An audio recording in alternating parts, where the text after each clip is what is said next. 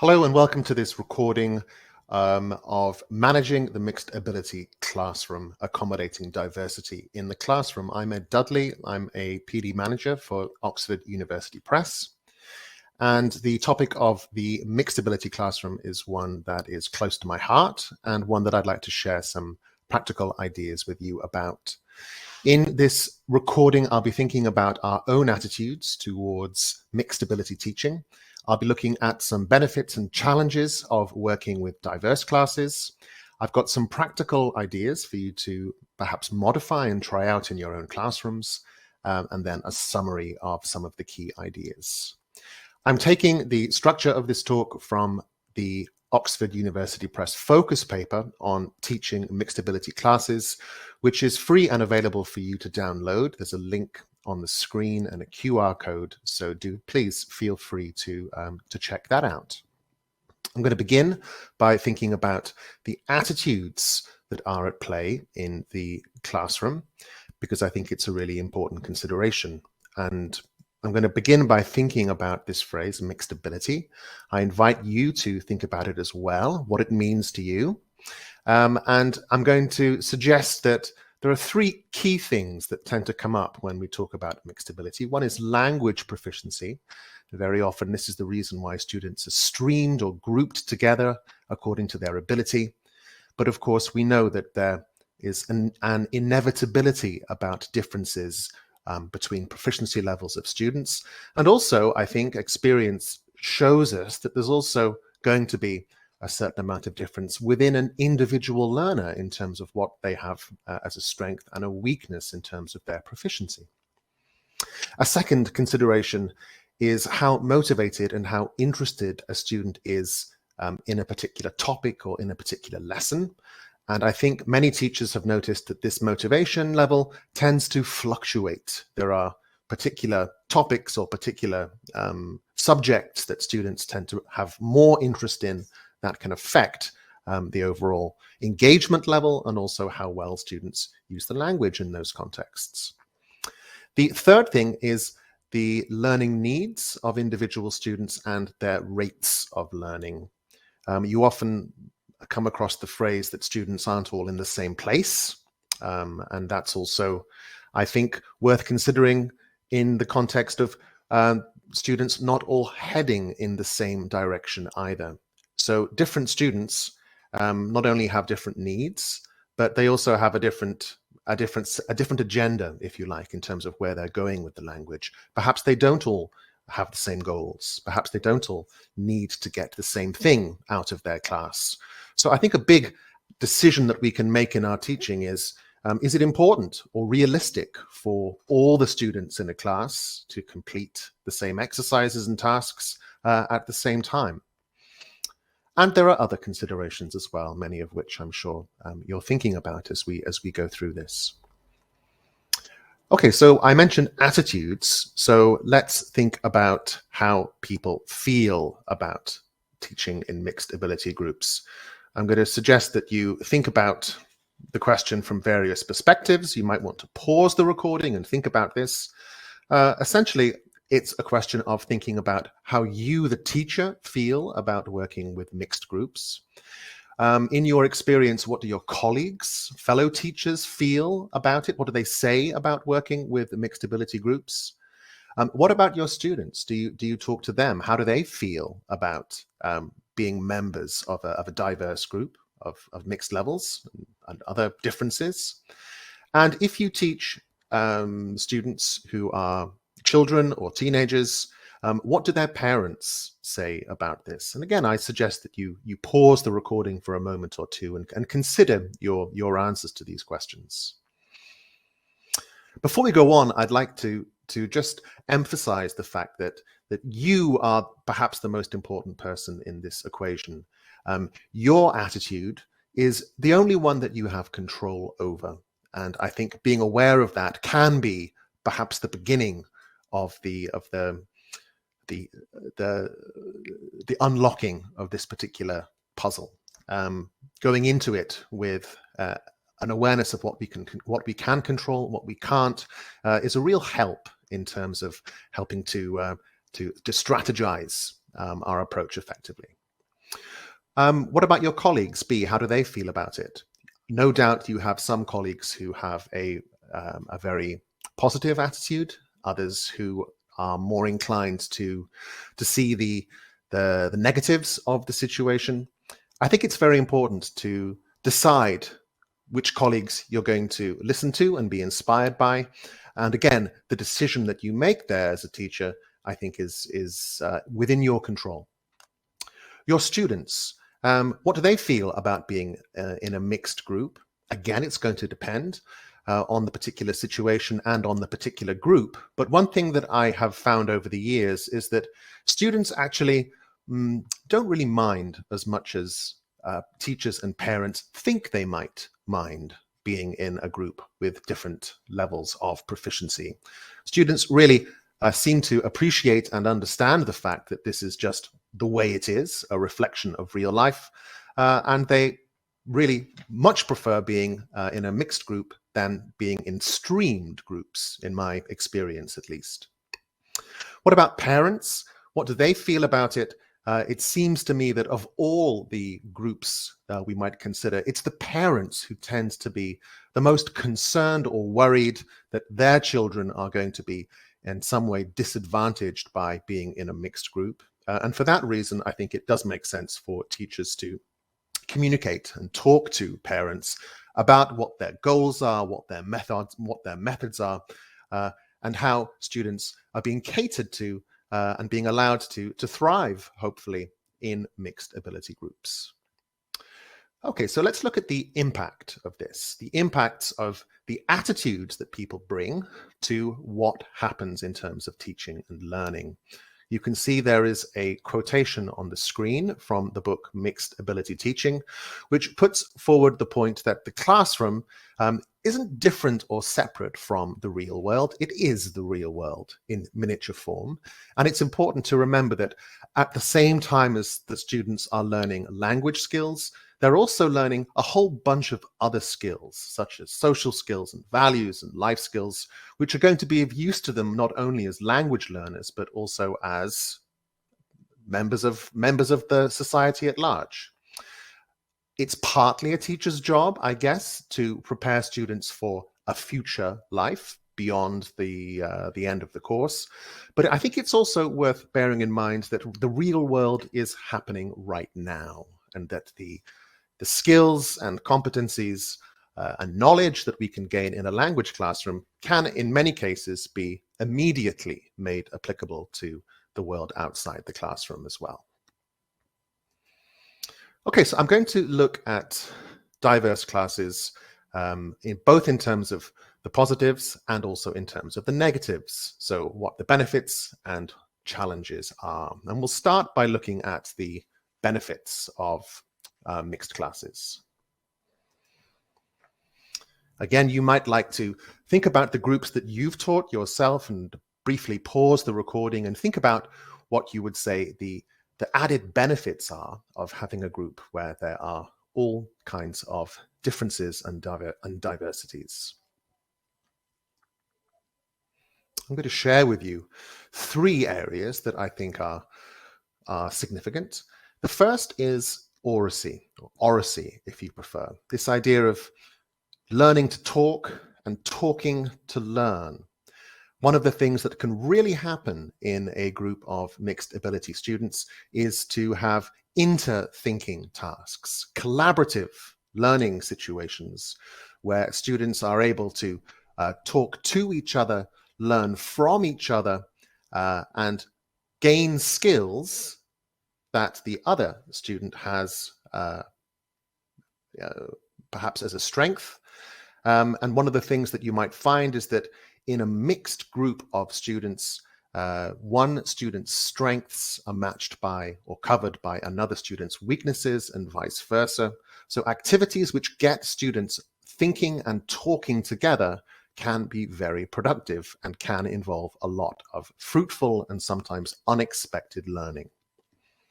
A second thing that I think is really beneficial from working with diverse classes is the potential it gives us to promote learner agency through personalized learning tasks.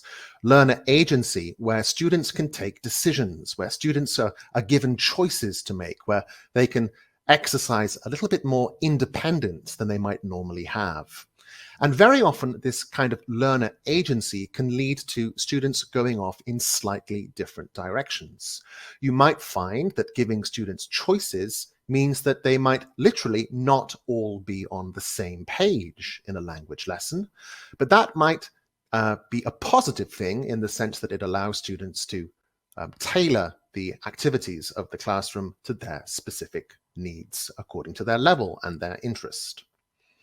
And the third thing that I flagged here is the potential to explore these additional skills, these life skills, or if you prefer, these global skills, which are needed and practiced in the real world as well as in the language classroom. And I'm thinking here about things such as communication and collaboration and creativity and critical thinking, emotional self-regulation and well-being, digital literacies, intercultural competence, and so on. The collaboration that we have in a diverse class can really be the heartbeat of mixed ability teaching. It not only reveals the strengths and weaknesses of individual students, and that's an important word to use, this revelation of, oh my goodness, I can't do this as well as I thought I could, or oh my goodness, I'm much better at this than I imagined. In addition to this discovery that happens through collaboration, students also have this potential to learn from each other, to bridge the gap that they have in their current learning. So I'm inclined, as I think you can tell, to be quite positive about the potential for good learning outcomes for all students in a mixed ability group. However, there are obstacles, there are challenges, and it's important to acknowledge them. On the screen here, I have got 5 common challenges that teachers mention when I talk to them about mixed ability groups. And I'm going to ask you as you listen to think about which of the challenges on the screen is the one that you would consider to be the biggest challenge that you face. And you might again wish to pause the recording and think about this a little bit. Okay, so you might find that the first one, planning differentiated activities, is an ever-present challenge, a difficult and time-consuming obstacle that you have, especially if the course book that you use doesn't contain enough or any differentiated activities. This can often lead to teachers spending extra time and extra effort preparing multiple activities for their classes. That's one obstacle. Another one is giving personalized feedback, and you might well find that this is a challenge for you, especially if you have limited time and a large number of students, meaning that you can't get around to every student every lesson. The third one on my list is dealing with disruptive students, and I'm thinking here about students whose behavior in the lesson is usually quite cooperative, usually fairly teacher-friendly, let's say. They're willing to go along with the tasks of the class. But you might find that on occasions, a student or certain students might surprisingly stop cooperating and disrupt your class. That can be a challenge associated with mixed groups. D, getting students to work together. I mentioned collaborative working format earlier, but what happens if students don't want to work with students who aren't sitting next to them or who aren't their friends? How does that get resolved? And the fifth one that I have is the impact of tests. You often find that teachers say that students are quite happy to be in a mixed ability class. Their level of harmony can be quite good up until the first tests are administered, and then negative attitudes about one's own self, one's own ability, and the ability of others seems to be reinforced in an unhelpful way. Whatever challenge you chose yourself as being the one which is the biggest one that you face, I think that it is definitely worth acknowledging that all of these things can crop up. And so what I'm going to do as we proceed through this recording is I'm going to deal with each one in turn and suggest some some possible solutions for the classroom. Before we get on to that, I'd just like to preface my ideas by saying that I think it's really important to start small with these things, not to be too ambitious, to make slight changes to the way we teach and to notice what happens. The second point on the screen involves listening, getting information, and making decisions based on the information that we get. This is all part of the feedback process, which is such an important part of forging a good relationship with a group of students. So how do we get feedback from them, and how does that feedback inform what we decide to do next with our teaching? And the third thing that I think is part and parcel of this approach to working with diverse groups is decision making. Both decisions that are made before the class in terms of how we prepare the tasks and activities and materials of the lesson, but also decisions made in terms of how we adjust the direction of the class that we're teaching in response to how well or how badly things are going. And I think part of the skill of working well with mixed ability students is being open to making changes to the plan that you have for the lesson, depending on what you see unfolding in front of you. So with those three caveats in place, I'm going to revisit those 5 obstacles that I mentioned earlier and provide some practical ideas for that. Before we get on to those 5 ideas, I'd like to just help make my own thinking about this a bit clearer to you. I mentioned before that the attitudes that we have towards mixed ability teaching are important and can influence what happens. I think it's worth saying here that attitudes themselves aren't enough. In other words, it's not enough to have a positive attitude about the situation. That in itself isn't going to change anything. What will change things is if students can see evidence that they are able to learn and evidence that they are having some success with their endeavors. So one important facet of successful mixed ability teaching is making sure that students have a chance to succeed and that they see the evidence of this success and gain confidence from that. So I hope that the ideas that I show you now will all have this potential for evidence to be shown. Okay, let's look at the first one, which was the first obstacle, which was the difficulty of planning differentiated activities when the course book doesn't have too much in the way of ideas and activities for different levels or language proficiency levels. What can you do? How can you overcome that? Well, one idea to try, and it's a simple idea that can be applied to any course book and any page of any course book, is not to try always to differentiate the materials themselves. In other words, not to come up with alternative language input for students to work with, but instead to make slight changes to the instructions so that students have options and decisions that they can make about what they're going to do with the language that they're given. To show you an example of this, if you consider an activity in which students have an image that they have to work with, such as the image you can see here of a bus driver, how about giving students a variety of options? So first of all, it could be one of several tasks which get students to describe the person. It could be just listing words to describe the bus driver, or it could be sentences. It could be some kind of communicative activity based on questions and answers, for example.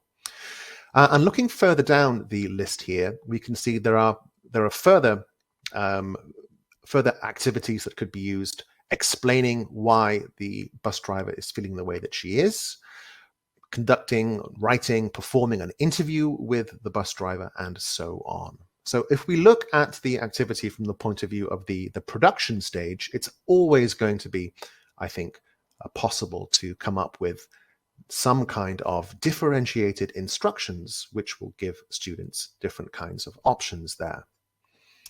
Let's take a look at feedback. because one of the things that we mentioned was the obstacle of there being too many students in the room for personalized feedback to be a serious option. And one idea to try is to do peer assessment with the help of exemplars and rubrics. Now, before I give you an example of how this might work, when I say an exemplar, I'm really looking at pieces of work which can show students what they're aiming for. And when I say a rubric, what I'm talking about is giving students actual language that they can use with which to conduct this peer assessment. So let me show you one way that this might work. Now, on the screen, you can see two images of cups of coffee. These two images represent pieces of language work, let's say, and the top image represents what the students would be aiming for, what they're trying to produce, and the bottom image of the cup of coffee might represent what they're actually able to produce. So you have here this contrast between what they're trying to produce and what they're actually producing. And it's possible to see the differences and the shortcomings, what's working well, what isn't working too well, and so on. That's the exemplar. What about the rubric here? Well, the rubric is instructions that we can give students to do to help give each other feedback and peer assessment. Questions such as, what did your partner do well and why? What didn't they do well and why? And even some quotations or some direct speech which they can use when addressing each other. These are the ones you can see on the screen in italics. If I were you, I would, maybe you could, it would be even better if you, the best part is this, because, and so on. Now, this kind of personalized feedback from peer to peer, this peer assessment, is not something which should replace teacher feedback. It's something which can be given in addition to teacher feedback, especially in those situations where the students might not otherwise get any feedback at all. It means that individual students get more information that can be useful, get more feedback. It's something which can be done in the mother language or the shared language as opposed to in English.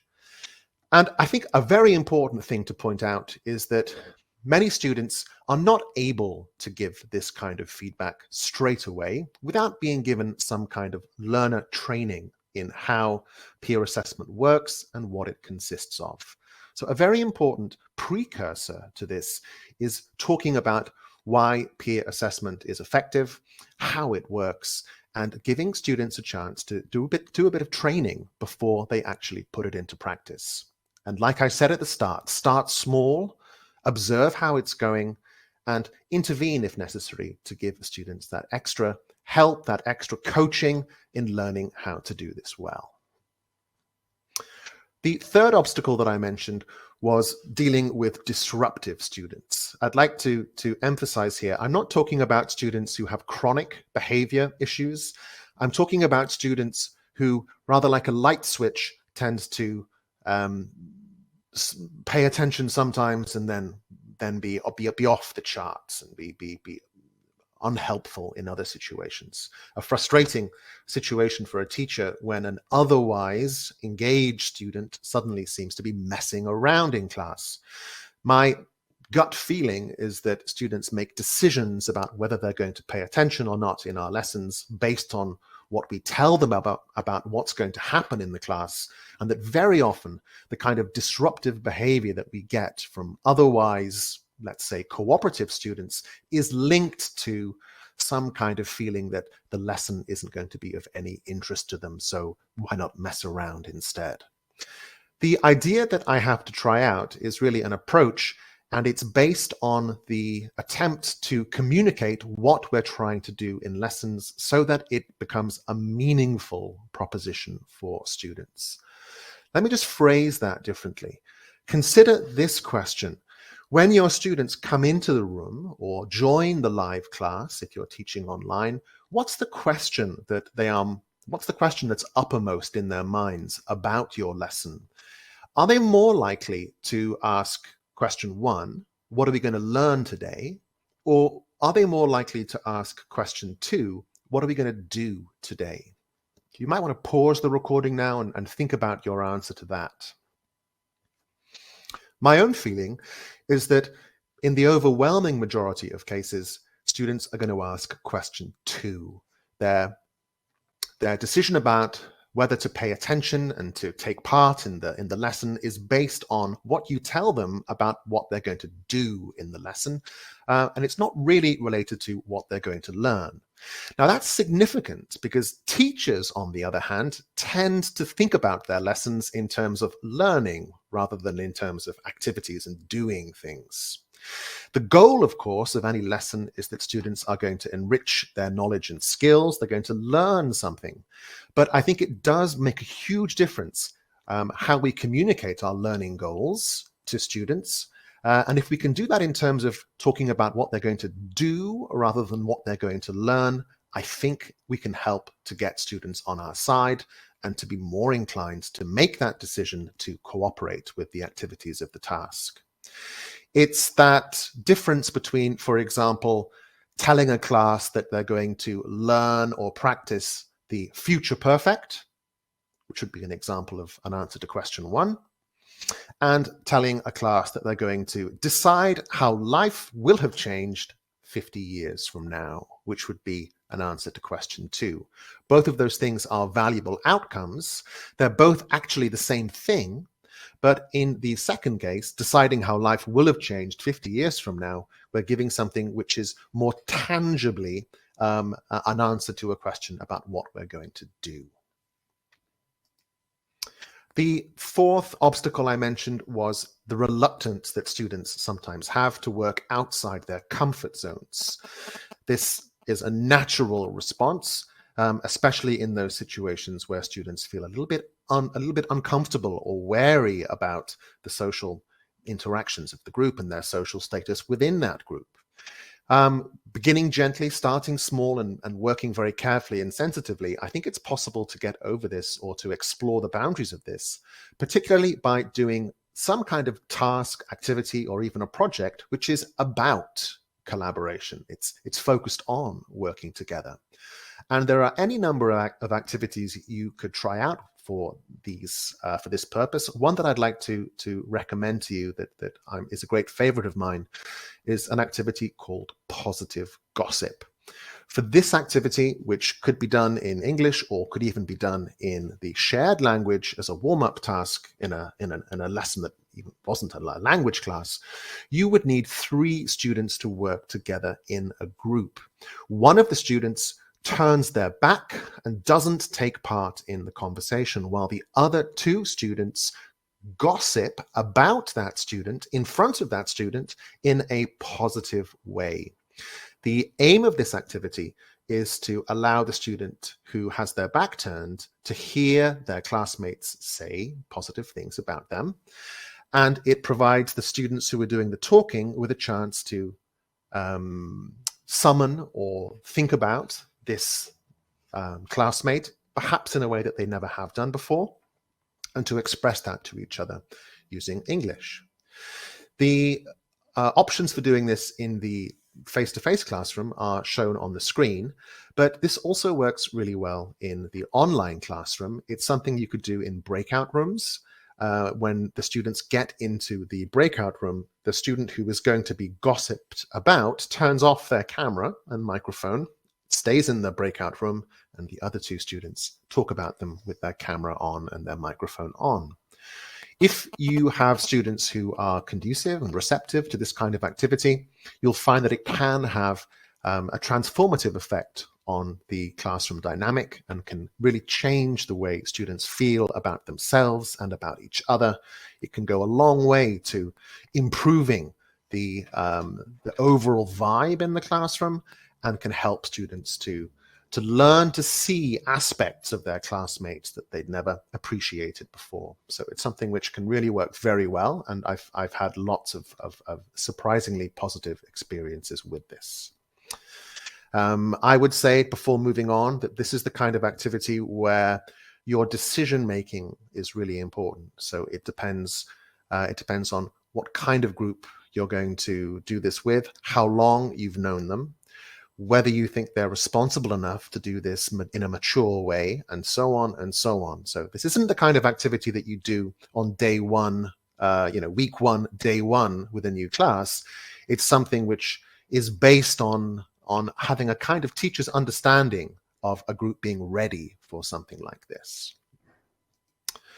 And the fifth obstacle I mentioned was the negative impact of tests. Students very often begin to feel the old familiar insecurities, doubts coming in once assessment is carried out. In order to keep motivation high and to keep group harmony intact, it's worth exploring some other practical alternatives or additions to the kind of assessment you might do with your students. One idea to try is assessment for learning, and there are various assessment for learning techniques which you can use, which put the emphasis on what happens next rather than looking back at what students have learned or failed to learn so far. Again, here's an idea you can try out, taken from the Mixed Ability Teaching book. It's a two-step test cycle, which is based on doing one mini test, a short series of activities, twice in one class. It begins with the first attempt. Students work individually and complete their mini test. It's then followed by a marking phase in which the teacher indicates which answers are correct and which answers are incorrect, but the teacher doesn't correct or doesn't write in the correct answers. So then the students are left scratching their heads. The third phase is a kind of learning and teaching phase where peer learning can take place. Students are encouraged to go back to their books, to their resources, to their classmates, and to confer, discuss, and talk, teach each other, and get the answers that way. Within the same lesson, a second attempt is carried out, and then finally the finished products are marked. Notice here that the intention is for everyone to do well.